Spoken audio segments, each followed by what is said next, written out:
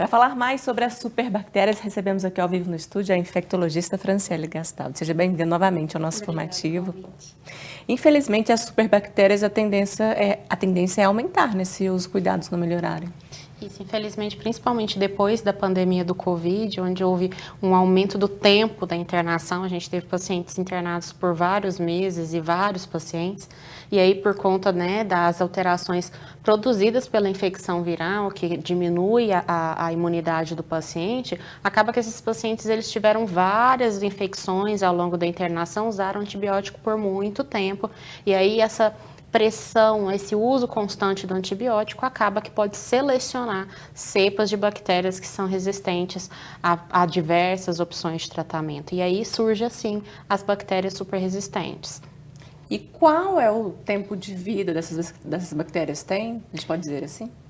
A gente não consegue determinar, né? É importante a gente tirar a pressão. Essas bactérias, elas para continuarem proliferando, elas precisam, né, de ter uma pressão, um uso de antibiótico constante para que selecione-se a flora e só cresçam elas.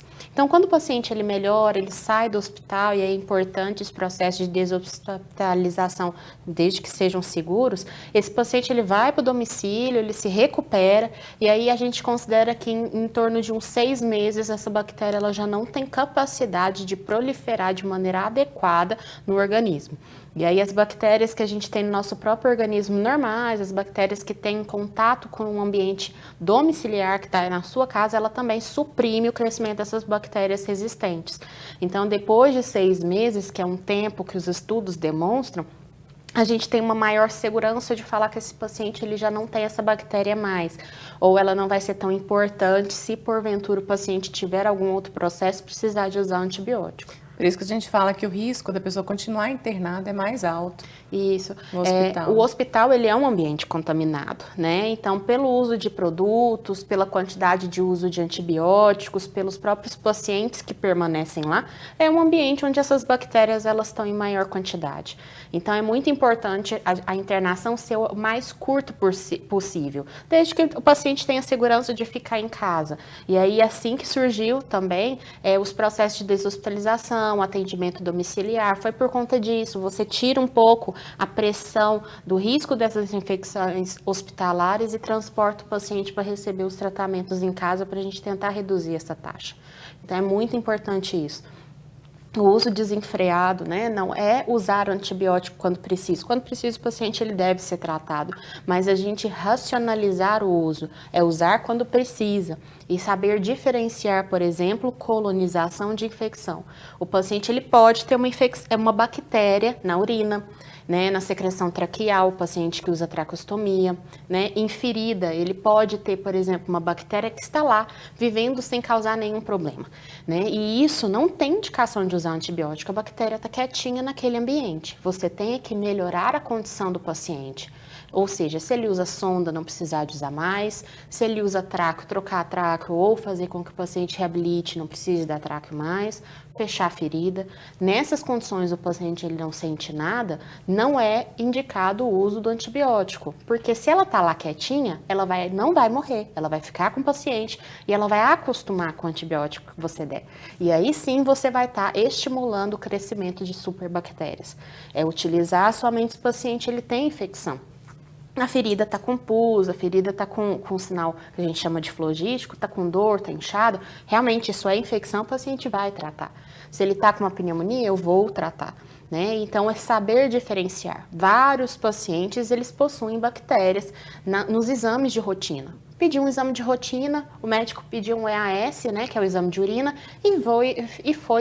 apareceu uma bactéria lá. Muitas das vezes o paciente não está sentindo nada. E aí se prescreve um antibiótico para limpar a urina. A urina não vai ser limpa, essa bactéria ela vive com você. Faz parte da nossa microbiota e não faz mal, tá? Então é importante eu saber diferenciar isso. A maior parte das superbactérias, quando eu não estou falando de uma internação prolongada, de um paciente que ficou vários meses na UTI, surgem disso. É aquele paciente que fez uso de antibiótico, seja no ambulatório, várias vezes não sentindo nada por conta de uma alteração laboratorial. Então, por isso que eu posso ter uma superbactéria em qualquer lugar. Esse que é o risco. E o alimento dessa superbactéria, a gente pode dizer que é o antibiótico? O antibiótico, crescer. ele vai limpar as outras floras. Aquelas bactérias que vivem com a gente não vai sobreviver com antibiótico. Então, vai sobreviver só essas superbactérias. Então, eu estou selecionando e ela consegue viver muito bem no meio com antibiótico e ela aumenta. Porque você tem um campo vasto, que é o nosso organismo, e só ela para poder crescer. E aí, isso sim, pelo contato, pelo manuseio dos dispositivos que o paciente tem, eu posso transmitir isso, infelizmente. Por isso é importante tomar esse cuidado, né? Dessa asepsia das mãos, uso de máscara e outros cuidados também. Isso, é muito importante a lavagem de mãos. A lavagem de mãos é até mais importante do que o uso da luva, tá? Então, a todo momento que eu for examinar o paciente, que eu for ter o contato com alguma pessoa doente, é lavar a mão antes, porque eu posso trazer alguma bactéria para ele. Examino o paciente e eu lavo a mão após. Porque aí eu tiro os resíduos ou aquela bactéria que o paciente tinha para eu não carrear, eu não transportar isso para uma outra pessoa, tá? É importante porque muitas das vezes o paciente morre de medo quando vai para casa. Tinha uma superbactéria, recebe alta e o médico não falou nada. E aí? Por que não precisa desses cuidados em casa? E por que a gente às vezes dá alta quando o paciente começa a recuperar para terminar o tratamento em casa, desde que é seguro? Porque as bactérias da casa vão suprimir essa bactéria e é o jeito mais fácil que eu tenho, mais seguro de eu controlar essa infecção. E é importante também os acompanhantes tomarem esse cuidado, né? Ao entrar no hospital, chegar perto do paciente. Então, assim, toda vez que você tem contato, seja acompanhante, profissional de saúde, tem que lavar a mão. Lavar a mão antes, lavar a mão após. Por isso que existem as rotinas hospitalares de uso. Muitas das vezes, quando esses pacientes estão internados há muito tempo, o paciente, por exemplo, ele fica isolado, né? Você, para entrar e ter contato com ele, precisa de usar capote, justamente para você não trazer nada e também o paciente não transportar nada. Porque se, né, no mundo ideal, todo mundo lavasse a mão adequadamente a todo momento, a gente nem precisaria dessas medidas. Mas, infelizmente, ainda é necessário a gente propor essas políticas para a prevenção de novas infecções. E cuidado também com objetos, anéis, Isso, né? É muito importante. Todo profissional de saúde, ele deve fazer o exame no paciente sem adornos.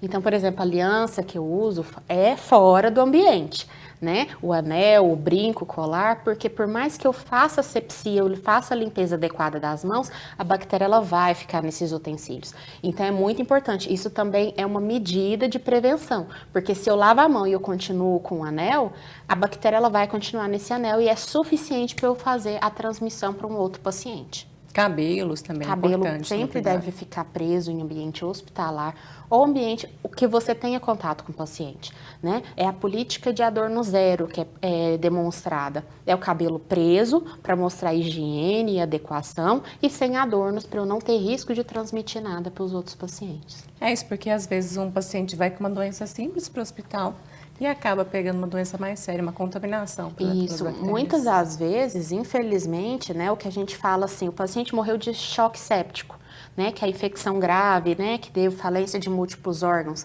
Eles, na verdade, internaram por outro motivo. Isso é muito triste. Isso é o problema da realidade, né? Então, assim, principalmente depois da pandemia, a gente sabe que nesses 15 anos houve um aumento crescente dessas bactérias, mas já está comprovado que foi a pandemia que alavancou o crescimento dessas bactérias. Então, a gente tem que fazer medidas para a gente retornar àqueles níveis de antes, para não se tornar uma outra pandemia, logo aquela que a gente passou nos últimos 3 anos. E a gente está quase terminando o nosso informativo, então vou deixar o espaço aberto para suas considerações finais, aquelas dicas ainda mais importantes, aquele alerta especial para quem está nos assistindo sobre esse tema. Assim, como eu já tinha até falado anteriormente, lavar a mão nunca está errado para nada. Na verdade, essa orientação cabe em qualquer lugar. E seja pelo Covid anteriormente, seja pelas infecções das superbactérias, ele é uma das principais medidas. A bactéria ela é muito resistente a antibiótico, mas ela é muito tranquila de eu lavar com sabão, né? Então, qualquer lavagem de mãos com água e sabão, desde que feita adequadamente, ou com álcool, se estiver disponível, ele vai prevenir que você tenha essa contaminação e aí vai prevenir que você tenha uma outra infecção grave, porque essas infecções por essas bactérias, infelizmente, são poucas opções de tratamento ou não tem, né? Já existe bactérias hoje em dia que são resistentes a todos os antibióticos, infelizmente não tem nada para ser feito, né? Isso é uma situação desesperadora. Você vê o paciente doente, você vê que ele está com infecção e na hora que você pega o exame não tem antibiótico nenhum disponível. E em qualquer lugar, não é por ser em sistema público ou particular, não. É você ter uma bactéria que é resistente a todos os antibióticos existentes até hoje. Então, isso infelizmente acontece, né? Como demonstrou no vídeo, a NDM, ela é uma que facilmente pode evoluir a isso, né? Então, lavar as mãos, proteger, prevenir, ter internações mais curtas desde que segura o paciente é o vital para a gente prevenir isso. E as imunizações em dia também. As imunizações em dia vai prevenir que você precise ir para o hospital. Com certeza, para deixar a imunidade alta e não precisar desses tratamentos. Muito obrigada pela participação e até a próxima aqui no nosso informativo. Obrigada. Boa noite para você.